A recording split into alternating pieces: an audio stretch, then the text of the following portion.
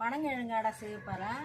அதுக்கு தேவையான பொருள் வெங்காயம், பச்சை மிளகாய், கீரை, முருங்கைக்கீரை இதெல்லாம் வதக்கி ஒரு ஏனத்தில் கொட்டி வச்சுக்கிங்க. இன்னும் பனங்கிழங்கு மாவை போட்டு மிக்ஸ் பண்ணி அதுக்கு தேவையான எண்ணெய் தோசைக்கல்லில் வச்சு அதில் போட்டு அடையை சுட்டு அதில் தட்டுங்க. தட்டி போட்டுங்கனாக்கா அது குழந்தைங்களுக்கு கொடுக்கலாம். ரொம்ப சத்துணவு பொருள் இது. எதோ ஒன்றாலும் நீங்கள் கடையில் வாங்கலாம், இந்த பொருள் வாங்க முடியாது. பிள்ளைங்கள எல்லாம் கெமிக்கல் கலந்து விற்கிது. அதெல்லாம் வாங்கி பிள்ளைங்களுக்கு கொடுக்காதீங்க.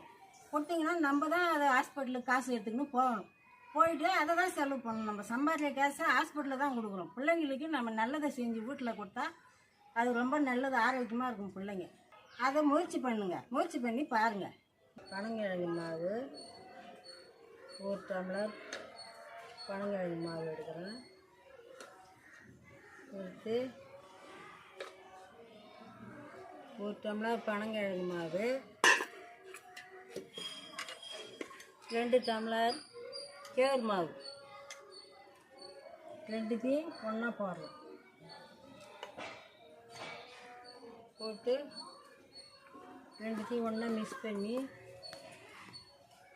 அதுக்கு வெங்காயம் வதக்கி வச்ச வெங்காயத்தை போடலாம்.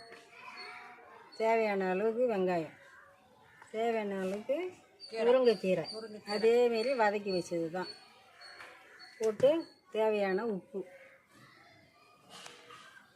எல்லாத்தையும் ஒன்றா போட்டு மிக்ஸ் பண்ணுறோம். எடுக்கிறோம் பாருங்க.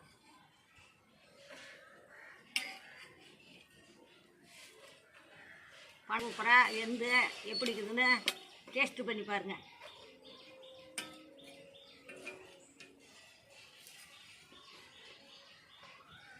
பனங்கிழங்கு மாவும் கேவுரு மாவும் வெங்காயம், கீரை, பச்சை மிளகாய் எல்லாம் வதக்கி அதை மிக்ஸ் பண்ணி தேவையான உப்பு போட்டு நல்லா செஞ்சு அடை தட்டி தோசைக்கல்லில் போடுறோம்.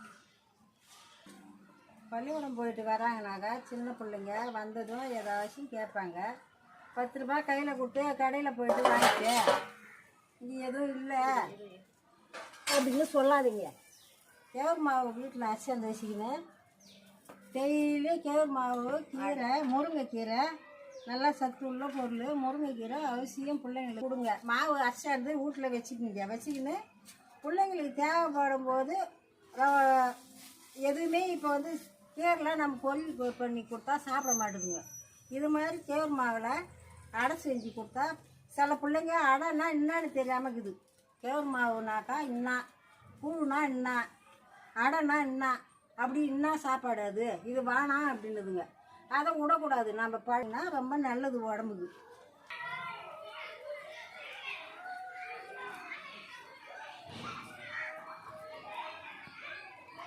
மாவும் பனங்கிழங்கு மாவும் மிக்ஸ் பண்ணி அடை செஞ்சோம். எல்லாம் சாப்பிட்டு பார்த்து நல்லா இருக்குது சொன்னாங்க.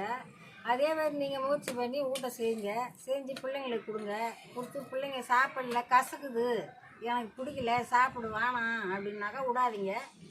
அவசியமாக அது சாப்பிட்ணுன்னு பிள்ளைங்களுக்கு கொடுங்க. அதுங்க பிள்ளைங்க சாப்பிட்டா உடம்புக்கு ரொம்ப நல்லது.